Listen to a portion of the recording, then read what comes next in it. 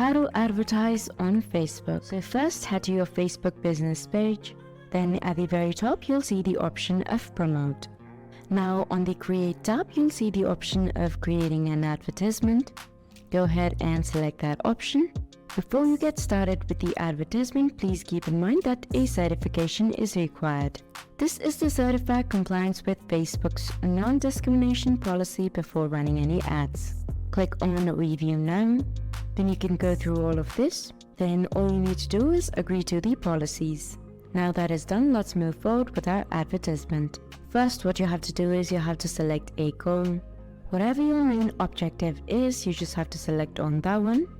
Then moving forward, we have the special ad category. If this advertisement has to do anything about credit, employment, housing, social issues, elections or politics, then go ahead and turn on this toggle.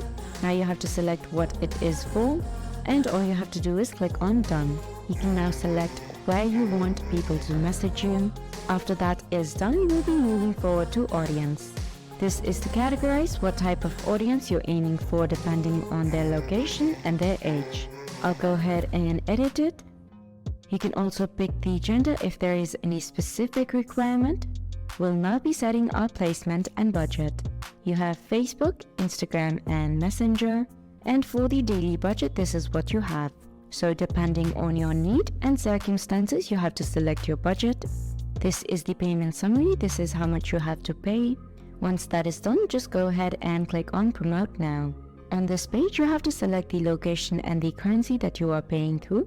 Moving on, you just have to make your payment through your debit or credit card, or if you have a PayPal account, then you can select that. Once the payment has been made, then you would have successfully advertised on Facebook. Hope I was able to help you out. Thank you for watching.